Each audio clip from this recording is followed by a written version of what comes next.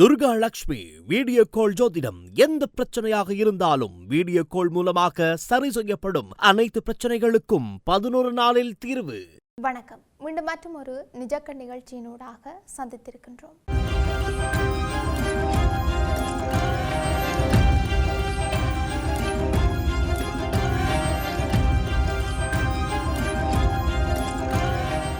சீனா ஈரானுக்கு ஆயுதங்கள் மற்றும் தொழில்நுட்பங்களை வழங்கி வருவது ரகசியமல்ல என்றாலும் தற்போது ஈரானுக்கு முழுமையாக உதவ முடியாத இக்கட்டான சூழ்நிலையில் சீனா இருக்கிறதாக சர்வதேச செய்திகள் சுட்டிக்காட்டுகின்றன. தற்போதைய போரில் ஈரானால் ஏவப்பட்ட ஏவுகணைகள் ஐக்கிய அரபு ராச்சியம், சவுதி அரேபியா, குவைத் மற்றும் பஹ்ரைன் போன்ற வளைகுடா நாடுகளை தாக்கியிருக்கின்றன. இந்த ஏவுகணைகள் சீன தயாரிப்பு அல்லது சீன தொழில்நுட்பத்தை கொண்டவையாகும். பொருளாதார ரீதியாக சீனாவுக்கு இந்த வளைகுடா நாடுகளின் நட்பு மிக முக்கியம் என்பதால் ஈரானுக்கு தொடர்ந்து ஆதரவளித்து இந்த நாடுகளுடனான உறவை கெடுத்துக்கொள்ள சீனா விரும்பவில்லை என்று தெரிவிக்கப்பட்டிருக்கிறது. தற்போது சீனா கடுமையான பொருளாதார மந்த நிலையை எதிர்கொண்டு வருகின்றது. எனவே அமெரிக்காவுடன் மீண்டும் ஒரு புதிய வர்த்தக போர் ஏற்படுவதை சீனா விரும்பவில்லை. ஈரானில் தன்னுடைய ஆதிக்கத்தை நிலைநாட்டுவதை விட அமெரிக்க சந்தையை பயன்படுத்துவதே சீனாவுக்கு தற்போதைய முக்கிய தேவையாக இருக்கின்றமையும் சுட்டிக்காட்டத்தக்கது. இதன் காரணமாக வர இருக்கும் உச்சி மாநாட்டில் அதிபர் ஷி ஜின்பிங் ட்ரம்பிற்கு முன்னால் சற்று பலவீனமான நிலையிலேயே பேச்சுவார்த்தை நடத்த வேண்டியிருக்கும் என்றும் தெரிவிக்கப்பட்டிருந்தது. சீனா நேரடியாக ஆயுதங்களை வழங்கவில்லை என்று மறுத்தாலும் அமெரிக்காவின் உளவுத்துறை அறிக்கைகளின்படி சீனா ஈரானுக்கு இரட்டை பயன்பாடு கொண்ட தொழில்நுட்பங்கள், ஏவுகணை மற்றும் ட்ரோன் பாகங்கள் மற்றும் உளவு தகவல்களை வழங்கி வருகின்றமையும் இங்கு குறிப்பிடத்தக்க ஒரு விடயமாக இருக்கின்றது. சீன தனியார் நிறுவனம் தயாரித்த செயற்கைக்கோள் ஒன்றை ஈரானின் இராணுவம் பயன்படுத்தி மத்திய கிழக்கில் இருக்கின்ற அமெரிக்க இராணுவ நிலைகளை கண்காணித்து வந்திருக்கின்றது. சவுதி அரேபியா மற்றும் பஹ்ரைனில் இருக்கின்ற அமெரிக்க விமானப்படை தளங்களை தாக்க இந்த செயற்கைக்கோள் படங்கள் ஈரானுக்கு உதவி இருக்கின்றமையும் சுட்டிக்காட்டத்தக்கது. மேலும் ஏவுகணைக்கான எரிபொருள், கெமிக்கல்கள் மற்றும் அதிவேக கப்பல் எதிர்ப்பு ஏவுகணைகளை சீனாவிடமிருந்து வாங்குவதற்கும் ஈரான் பேச்சுவார்த்தை நடத்தி வருகின்றது. ஈரானுக்கு சீனா அதிநவீன வான் பாதுகாப்பு ஏவுகணைகளை வழங்க தயாராகி வருவதாக உளவு தகவல்கள் தெரிவித்தும் இருக்கின்றன. இது குறித்து செய்தியாளர்கள் கேட்டபோது சீனா அவ்வாறு செய்தால் அவர்கள் பெரிய பிரச்சனைகளை சந்திக்க நேரிடும் என்று அமெரிக்க ஜனாதிபதி டொனால்ட் ட்ரம்ப் கடுமையான எச்சரிக்கை விடுத்திருந்தமையும் குறிப்பிடத்தக்கது. மத்திய கிழக்கில் அமெரிக்காவினுடைய செல்வாக்கை எதிர்க்க ஈரான் சீனாவுக்கு ஒரு முக்கிய தளமாக இருந்தாலும் தற்போதைய உலக அரசியல் மற்றும் பொருளாதார சூழ்நிலைகளை கருத்தில் கொண்டு அமெரிக்காவையும் அதன் ஜனாதிபதி டொனால்ட் ட்ரம்பையும் பகைத்து கொள்ளாமல் இருக்க சீனா மிகவும் எச்சரிக்கையுடன் காய் நகர்த்தி வருவதாக அரசியல் ஆய்வாளர்கள் குறிப்பிட்டும் இருக்கின்றார்கள். இப்படி இருக்க உலகமே உன்னிப்பாக கவனித்துக் கொண்டிருக்கின்ற அமெரிக்க ஜனாதிபதி டொனால்ட் ட்ரம்ப் மற்றும் சீன ஜனாதிபதி ஷி ஜின்பிங் ஆகியோருக்கு இடையிலான இருதரப்பு பேச்சுவார்த்தை சீனாவின் great hall of the people மாளிகையில் இன்றைய தினம் ஆரம்பமாகி இருக்கிறது. இரு நாட்டு தலைவர்களுக்கும் இடையில் நடைபெறும் இந்த தீர்மானமிக்க பேச்சுவார்த்தைக்காக பெருமளவிலான ஊடகவியலாளர்களும் பாதுகாப்பு பிரிவினரும் தயார் நிலையில் இருக்கின்றார்கள். ஜனாதிபதி ட்ரம்ப் உள்ளிட்ட அமெரிக்க தூதுக்குழுவினர் தற்போது பிரதான மாநாட்டு மண்டபத்தில் அமர்ந்திருக்கிறதாக தெரிவிக்கப்பட்டிருக்கிறது. செய்தியாளர்கள் வெளியேற்றப்படுவதற்கு முன்னர் இரு நாட்டு தலைவர்களும் இருதரப்பு உறவுகள் குறித்து நேர்மறையான கருத்துக்களை பகிர்ந்து கொண்டார்கள் என்று தெரிவிக்கப்பட்டிருக்கிறது. ஒரு நிலையான இருதரப்பு உறவு உலகிற்கு நல்லது என்று குறிப்பிட்ட அவர், நாம் கூட்டாளிகளாக இருக்க வேண்டுமே தவிர எதிரிகளாக அல்ல என்றும் சீன அதிபர் ஷி ஜின்பிங் தெரிவித்திருக்கின்றார். நாம் இணைந்து ஒரு அற்புதமான எதிர்காலத்தை கொண்டிருக்க போகின்றோம்.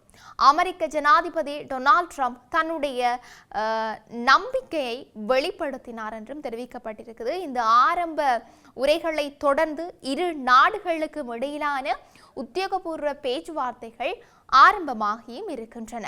இப்படி இவையெல்லாம் ஒரு புறம் இருக்க, இலங்கையின் வடகிழக்கில் அமைந்திருக்கின்ற குறைந்த காற்றழுத்த பகுதி நாட்டின் கடற்பகுதியில் தொடர்ந்து நீடித்து வருவதாகவும் இந்த தொகுதி இலங்கையை விட்டு விலகி நகரக்கூடிய சாத்தியம் காணப்படுவதோடு அடுத்த 36 மணத்தியாலங்களில் படிப்படியாக வலுவிழக்கக்கூடிய சாத்தியம் காணப்படுவதாகவும் வளிமண்டலவியல் திணைக்களம் எதிர்வு கூறியிருக்கிறது. இன்றைய தினம் நாட்டின் மேல் சப்ரகமுவ மத்திய தென் வடமேல் வடக்கு மாகாணங்களில் அவ்வப்போது மழை அல்லது இடியுடன் கூடிய மழை பெய்யக்கூடிய சாத்தியம் காணப்படுகின்றது. மேல் சப்ரகமுவ மத்திய வடமேல் மாகாணங்களிலும் காலி மாத்தறை மாவட்டங்களிலும் சில இடங்களில் 100 மில்லிமீட்டர் அளவான பலத்த மழை வீழ்ச்சி எதிர்பார்க்கப்பட்டிருக்குது. இடியுடன் கூடிய மழை பெய்யும் போது தற்காலிகமாக பலத்த காற்று மற்றும் மின்னல் தாக்கங்களால் ஏற்படும் பாதிப்புகளை குறைக்க உரிய முன்னெச்சரிக்கை நடவடிக்கைகளை எடுக்குமாறு பொதுமக்கள் கேட்டுக்கொள்ளப்பட்டும் இருக்கின்றார்கள். நாட்டிற்கு வடகிழக்காக நிலை கொண்டிருக்கின்ற குறைந்த அழுத்த பிரதேசம் தொடர்ந்து காணப்படுகிறது. இந்த தொகுதி இலங்கையை விட்டு விலகி நகரக்கூடிய சாத்தியம் காணப்படுவதோடு அடுத்த 36 மணத்தியாலங்களில் படிப்படியாக வலுவிழக்கக்கூடிய சாத்தியம் காணப்படுகின்றது. இந்த தொகுதியின் தாக்கம் காரணமாக அடுத்த சில நாட்களில் நாட்டை சூழ இருக்கின்ற கடற்பரப்புகளில் காற்றின் வேகமும் மழை நிலைமையும் அதிகரிக்கக்கூடிய சாத்தியம் காணப்படுகின்றது. கடலில் பயணம் செய்வோரும் மீனவ சமூகமும் இந்த விடயம் தொடர்பாக வளிமண்டலவியல் திணைக்களத்தால் வழங்கப்படும் எதிர்கால முன்னறிவிப்புகள் மற்றும் அறிக்கைகள் தொடர்பாக அவதானமாக இருக்குமாறு வேண்டிக் கொள்ளப்படுகின்றீர்கள். நாட்டை சூழ இருக்கின்ற கடற்பரப்புகளில் அவ்வப்போது மழை அல்லது இடியுடன் கூடிய மழை பெய்யக்கூடிய சாத்தியம் காணப்படுகின்றது. நாட்டை சூழ இருக்கின்ற கடற்பரப்புகளில் காற்றானது தென்மேற்கு திசையிலிருந்து வீசக்கூடும் என்றும் தெரிவிக்கப்பட்டிருக்கிறது. காற்றின் வேகமானது மணத்தியாலத்துக்கு 25 தொடக்கம் 35 கிலோமீட்டர் வரை காணப்படும் என்று எதிர்பார்க்கப்பட்டிருக்கிறது. காங்கேசன் துறையிலிருந்து புத்தளம், கொழும்பு, காலி மற்றும் அம்பாந்தோட்டை ஊடாக பொத்துவில் வரையான கரையோரத்திற்கு அப்பாற்பட்ட கடற்பரப்புகளில் காற்றினுடைய வேகமானது அவ்வப்போது மணத்தியாலத்துக்கு 50 தொடக்கம் 60 கிலோமீட்டர் வரை அதிகரிக்கக்கூடிய சாத்தியம் காணப்படுகிறது. நாட்டை சூழ இருக்கின்ற ஏனைய கடற்பரப்புகள் மிதமான அலையுடன் காணப்படும் என்று சொல்லியும் எதிர்பார்க்கப்படுகின்றது. புத்தளத்திலிருந்து கொழும்பு, காலி மற்றும் அம்பாந்தோட்டை ஊடாக பொத்துவில் வரையான கரையோரத்திற்கு அப்பாற்பட்ட கடற்பரப்புகளில் கடல் அலைகள் 2.5 மீட்டர் உயரம் வரை மேலெழக்கூடிய சாத்தியம் காணப்படுகின்றது. இடியுடன் கூடிய மழை பெய்யும் நேரங்களில் கடற்பகுதிகளில் அவ்வப்போது பலமான காற்று வீசுவதோடு அக்கடற்பிரதேசங்கள் மிகவும் கொந்தளிப்பாக காணப்படும் என்றும் தெரிவிக்கப்பட்டிருக்கின்றது. இப்படி இருக்க ஆசிய நாடு ஒன்றிலிருந்து சைபர் குற்றவாளிகளால் திருடப்பட்டதாக சந்தேகிக்கப்படும் 6.6 மில்லியன் அமெரிக்க டாலர் பணத்தை ஓமான் அரசு போலீசார் மீட்டிருக்கிறதாக சர்வதேச ஊடகங்கள் செய்தி வெளியிட்டிருக்கின்றன. இந்த தொகையை ஓமானில் உள்ள வங்கியொன்றினூடாக அந்த நாட்டு நாணயத்திற்கு மாற்ற முயன்ற போது ஓமான் போலீசார் அதனை தடுத்து நிறுத்தி இருக்கின்றார்கள். சர்வதேச போலீசாரின் உதவியோடு முன்னெடுக்கப்பட்ட விசேட நடவடிக்கையின் மூலமே இந்த பணம் கைப்பற்றப்பட்டிருக்குது. சைபர் குற்றவாளிகளால் இந்த பணம் எந்த ஆசிய நாட்டிலிருந்து திருடப்பட்டது என்பது இதுவரைக்கும் அதிகாரப்பூர்வமாக வெளிப்படுத்தப்படவில்லை. இலங்கையை தவிர வேறு எந்த ஆசிய நாட்டிலிருந்தும் அண்மை காலத்தில் இவ்வளவு பெரிய அளவிலான பணம் காணாமல் போனதாக தகவல்கள் எதுவும் வெளியாகவில்லை என்பது இங்கு குறிப்பிடத்தக்க ஒரு விடயமாக இருக்கின்றது. இப்படி இருக்க நாட்டில் இனிமேல் நடக்க போகின்றது என்று நாங்களும் பொறுத்திருந்து பார்க்கலாம். மீண்டும் மற்றும் ஒரு பதிவினூடாக சந்திக்கலாம். வணக்கம்.